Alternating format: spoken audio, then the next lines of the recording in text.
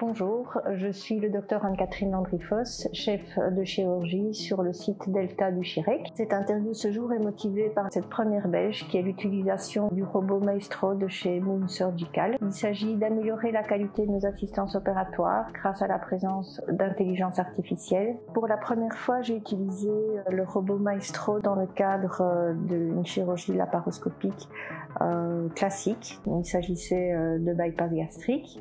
Le robot Maestro présente deux bras.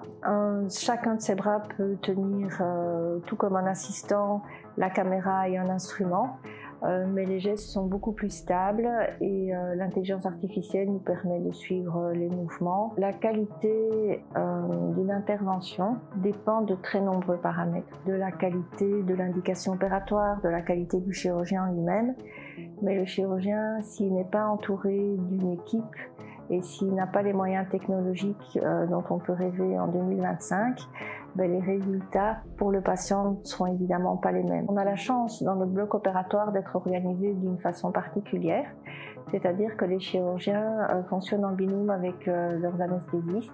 Nos équipes sont stables. On a un personnel infirmier remarquable. Habituellement, je travaille avec des personnes qui connaissent mes gestes et c'est une garantie de qualité par rapport à la prise en charge de nos patients. Il faut comprendre que dans un bloc opératoire, il y a des chirurgies qui sont programmées et puis il y a des chirurgies qui malheureusement doivent être effectuées en urgence.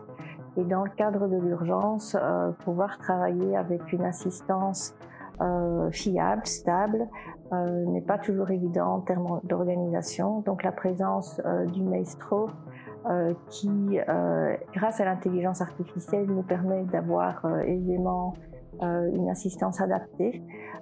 Cela doit nous apporter un avantage en termes de qualité. Dès l'arrivée du Maestro, nos plus jeunes chirurgiens ont utilisé l'outil de façon à faire des simulations. Ils peuvent aisément s'exercer en dehors d'une situation médicale réelle. La médecine évolue en permanence, donc hier on faisait les choses d'une certaine façon, demain on devra s'adapter, on devra s'améliorer et l'intelligence artificielle commence à faire partie de notre quotidien et va, j'imagine, prendre de plus en plus de place.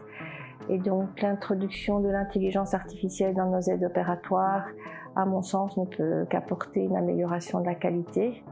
Et je me réjouis de voir que les choses progressent. Ça va permettre aussi à nos assistants d'avoir un peu plus de temps pour leur formation théorique. Et c'est probablement en plus pour toute la profession.